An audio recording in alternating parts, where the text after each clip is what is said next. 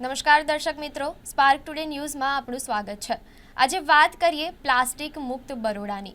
તો વડોદરા શહેરમાં પૂરની પરિસ્થિતિ સર્જાઈ હતી, ત્યારે વડોદરા શહેરમાં ઠેર ઠેર પાણી ભરાયું હતું।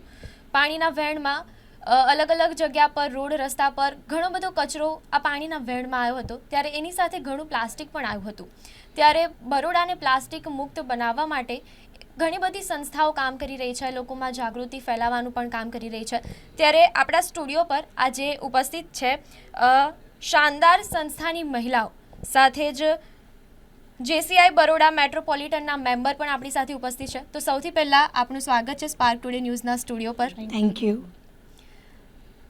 આજે આપણે વાત કરીશું પ્લાસ્ટિક મુક્ત બરોડા કઈ રીતે બનાવવાનું, તેની જાણકારી આપણને શાનદાર સંસ્થાની મહિલાઓ આપશે, અને JCI બરોડા મેટ્રોપોલિટનના મેમ્બર જે ઉપસ્થિત છે આપણી સાથે, એમની સાથે વાત કરીશું કે બરોડાને પ્લાસ્ટિક મુક્ત બનાવવા માટે આપણે શું કરવું જોઈએ। એ લોકો એક સ્પર્ધા પણ લઈને આવ્યા છે કે જેના વિશે અમે અમારા દર્શક મિત્રોને જણાવીશું કે આ સ્પર્ધા શું છે અને બરોડાને પ્લાસ્ટિક મુક્ત બનાવવા માટે આ લોકો કઈ રીતેની કામગીરી કરી રહ્યા છે। વડોદરા મ્યુનિસિપલ કોર્પોરેશને પણ ઘણી બધી કામગીરી કરેલી છે, સાથે જ એક IOC ઇકોવિઝન નામની કંપનીને કોન્ટ્રાક્ટ આપેલો છે કે બરોડાને પ્લાસ્ટિક મુક્ત બનાવવા માટે અલગ અલગ જગ્યાએથી આ ઇકોવિઝનની ગાડી પ્લાસ્ટિક કલેક્ટ કરે છે, અને આ શાનદાર સંસ્થાની મહિલાઓ એમની સાથે જોડાયેલી છે। એ લોકો પ્લાસ્ટિક કલેક્ટ કરે છે અને ઇકોવિઝનને આપે છે।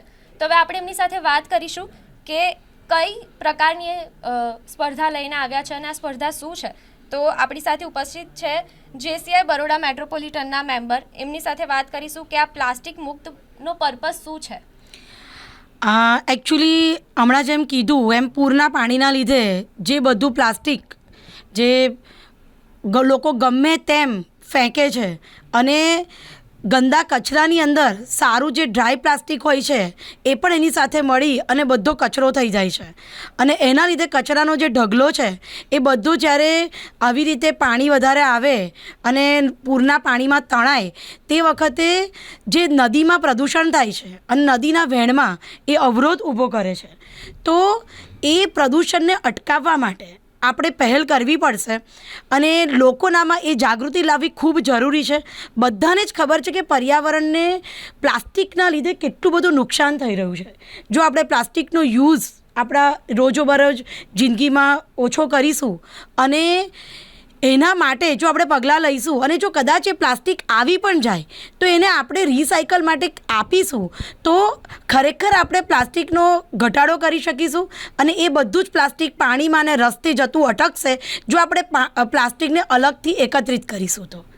એટલે આ પર્પઝ સ્વચ્છ વડોદરા મિશનનો પર્પઝ એ જ છે કે લોકોનામાં અવેરનેસ આવે, લોકોનામાં જાગૃતિ આવે કે જો આપણે પણ આ અભિયાનમાં જોડાઈશું અને જો આપણે પણ આ રીતે પ્લાસ્ટિકને એકત્રિત કરીશું તો ખરેખર આપણા સમાજને અને આપણા પર્યાવરણને કેટલો ફાયદો થઈ શકે છે, તો તેઓ પણ એમાં કન્ટ્રીબ્યુટ કરી શકે છે। બિલકુલ, જેવી રીતે તમે જણાવ્યું કે પર્યાવરણને પ્લાસ્ટિક કેટલું નુકસાન કરે છે, બરાબર। તો હવે આપણે વાત કરીશું કે તમે જે સ્પર્ધા લઈને આવ્યા છો એ સ્પર્ધાનું મહત્ત્વ શું છે। અમારા દર્શક મિત્રોને જણાવો કે આ સ્પર્ધામાં મતલબ પ્લાસ્ટિકનો જે આપણે નિકાલ કરવાનો છે, અને તમે જે દર્શક મિત્રોને જે જાગૃતિ ફેલાવવાનું કામ કરી રહ્યા છો, તો હવે આ સ્પર્ધાનું મહત્ત્વ શું છે અમારા દર્શક મિત્રોને જણાવો। ચોક્કસ, ખૂબ ખૂબ આભાર। આપણે અહીંયા જે સ્પર્ધા જ લઈને આવ્યા છે એટલી બધી સરળ સ્પર્ધા છે જે ઘરે બેસીને પણ આપણે કરી શકીએ એવું સિમ્પલ કામ છે। આપણે 10.2 million tons Bharat single use plastic ઉત્પાદન કરી રહ્યું છે। આ આંકડો પોતે જ એવું કહી રહ્યું છે કે આગામી ભવિષ્યમાં જો બચવું હશે પ્લાસ્ટિકના પ્રદૂષણથી તો અત્યારથી પગલાં લેવા પડશે। સ્પર્ધામાં શું કરવાનું છે, 3 કેટેગરી રાખી છે। એક સ્કૂલ, કોલેજ કે ક્લાસ, બીજી કેટેગરી છે સંસ્થા, અને ત્રીજી કેટેગરી છે સોસાયટી। તો તમે આ 3માંથી કોઈ પણ એક કેટેગરીમાં ભાગ લઈ શકો છો। નીચે તમને નંબર મળી જશે, એમાં સંપર્ક કરી શકો છો। એક ગૂગલ ફોર્મ ભરી દેવાનું છે અને તમારે 10 સપ્ટેમ્બર સુધી પ્લાસ્ટિક કલેક્ટ કરવાનું છે, અને અમને જણાવવાનું છે કે તમે 15 સપ્ટેમ્બર સુધીમાં ક્યાં સુધીમાં અમને પ્લાસ્ટિક આપશો એ ઇન્ફોર્મ કરશો, એટલે ઇકોવિઝનની વેન આવીને તમારા સ્થળેથી એ પ્લાસ્ટિક લઈ જશે. આટલું સહેલું કામ કરવાનું છે. જો ઘરે બેસીને સંસ્થામાં કે સમાજમાં કંઈક ઉપયોગી કામ કરવું હોય તો આ સ્પર્ધામાં અચૂક ભાગ લેવો જોઈએ. Thank you so much. દર્શક મિત્રો, એમને તમને જેવી રીતે જણાવ્યું, આપણે તો ઘણી બધી સ્પર્ધાઓમાં ભાગ લેતા હોય છે, પણ પહેલીવાર આવું જોઈએ છે કે પ્લાસ્ટિક કચરાનો નિકાલ કરવા માટે પણ એક સ્પર્ધા આ લોકો લઈને આવ્યા છે. તો આ એક બહુ સારી કામગીરી કરી રહ્યા છે લોકો. તો આપણે પણ એમને પ્રોત્સાહન આપવું જોઈએ. અને હું કહું છું કે સ્પાર્ક ટુડે ન્યૂઝ પણ તમને અપીલ કરી રહ્યું છે કે આ સ્પર્ધામાં જેટલું બને એટલું તમે ભાગ લો, અને સાથે આ સ્પર્ધામાં તમે કઈ રીતે ભાગ લઈ શકો છો એની પણ જાણકારી તમને આપી દીધી.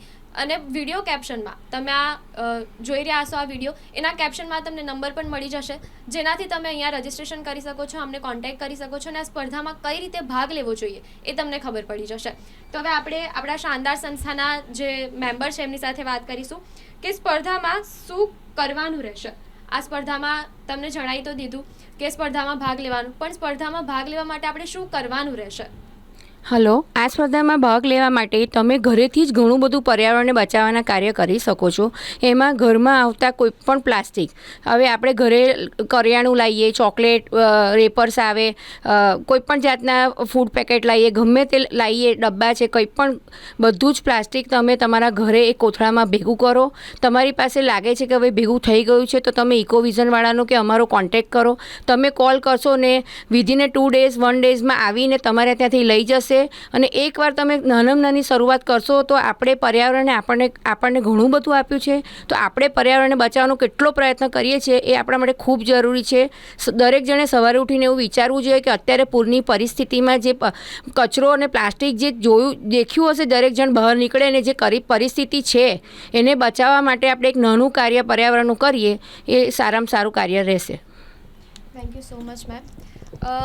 એમને વાત કરી કે અત્યારે પૂરની પરિસ્થિતિ સર્જાઈ હતી. ખરેખર વડોદરા શહેરની જે સ્થિતિ હતી આપણે બધાએ જોઈ, અને કચરો તો ઠેર ઠેર હજી પણ જોવા મળે છે. તો આપણું કોર્પોરેશન, આપણું તંત્ર તો કામ કરી જ રહ્યું છે, સાથે સાથે આપણે પણ આ કામમાં જોડાઈએ અને આપણા ઘરથી જ શરૂઆત કરીએ કે કચરાનો નિકાલ કઈ રીતે કરવો અને પ્લાસ્ટિક મુક્ત બરોડા કઈ રીતે બનાવવું. તો આપણા શાનદાર સંસ્થાની જે બહેનો કામ કરી રહી છે એમને પ્રોત્સાહન આપીએ અને આ સ્પર્ધામાં જેટલું બને એટલું ભાગ લઈએ. આપણી સાથે ઉપસ્થિત છે, એમની સાથે વાત કરીશું.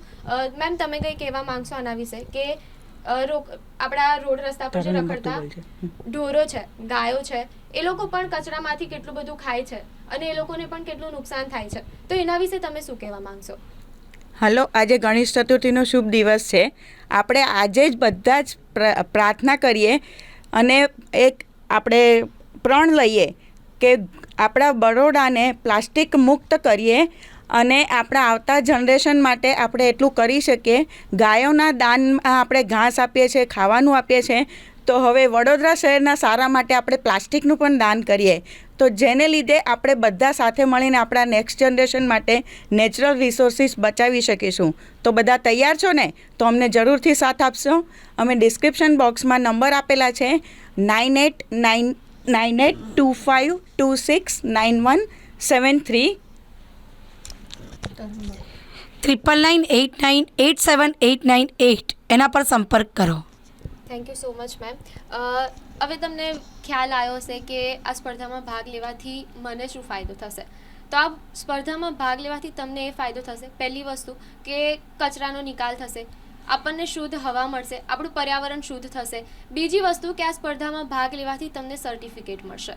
અને કચરો તો એવી વસ્તુ છે કે આપણા ઘરમાં નાના છોકરાઓથી લઈને મોટા લોકો બિસ્કિટ ખાય, ચોકલેટ ખાય, પ્લાસ્ટિકની કોઈ પણ વસ્તુ હોય, ઝબલા હોય, આપણે શાકભાજી લઈને પણ આવતા હોય તો પ્લાસ્ટિકની થેલીમાં કે ઘણા લોકો લઈને આવતા હોય છે. તો એ વસ્તુનો નિકાલ કરીએ અને આજે આપણે બધા સાથે મળીને એક પ્રણ લઈએ કે પ્લાસ્ટિક આપણે આજથી યુઝ નહીં કરીએ. અને જો કરતા હોય તો આ લોકોને પ્રોત્સાહન કરીએ કે કચરાનો નિકાલ કરીએ અને આ સ્પર્ધામાં ભાગ લઈએ. તો આપણા શાનદાર ટીમની જે સંસ્થા, આપણા શાનદાર સંસ્થાની મહિલાઓ છે, એમનો ખૂબ ખૂબ આભાર માનું છું અમારા સ્ટુડિયોમાં અમારી સાથે જોડાવા માટે અને અમારા દર્શક મિત્રો સુધી આટલી સારી સ્પર્ધા લાવવા માટે. કે અલગ અલગ જાતની સ્પર્ધાઓ હોય છે, પણ આ એક કંઈક અનોખી ને સારી સ્પર્ધા છે. તો હું બધાને અપીલ કરું છું કે આ સ્પર્ધામાં ભાગ લે અને જેટલું બને એટલું તમારા પડોશીને, આજુબાજુને, મિત્રને પણ આ સ્પર્ધા વિશે જણાવે અને આમાં ભાગ લે. મેમ તમે કંઈ કહેવા માંગશો? બહુ જ સીધી અને સરળ કચરો આપવાની સ્પર્ધા જો કહી શકાય તો આ પહેલી વાર યોજાઈ છે. સીધી ને સરળ હોવા છતાં સમાજનું કાર્ય કરે એવી સ્પર્ધા છે. એટલે જ્યારે અમે 3 સંસ્થાઓ ભેગી થઈને આ જ્યારે કાર્ય કરી રહી છે તો તમારા સાથ સહકારની અપેક્ષા માત્ર છે. અને તમારા સાથ સહકારનું કારણ પણ એ જ છે કે આવતું જનરેશન જેના માટે આપણે કદાચ પૈસા ભેગા કર્યા હશે પણ શુદ્ધ હવા અને શુદ્ધ પાણી માટેની જો વ્યવસ્થા આપણે રાખવી હશે તો આટલું નાનું કામ આપણે આજથી શરૂ કરવું જોઈશે. અને ઇકોવિઝન, JCI બરોડા મેટ્રોપોલિટન અને શાનદાર ગ્રુપ આજે સ્પર્ધા લઈને આવ્યું છે. એમાં સાથ સહકાર આપશો. ખૂબ ખૂબ આભાર. Thank you so much ma'am. તમારું બધાનું ખૂબ ખૂબ આભાર માનું છું અમારી સાથે જોડાવા માટે અને અમારા દર્શક મિત્રો સુધી આટલી સારી સ્પર્ધા લાવવા માટે. Thank you so much. હું શાહીન વાઘેલા, કેમેરામેન અખિલ વાઘેલા સાથે સ્પાર્ક ટુડે ન્યૂઝ.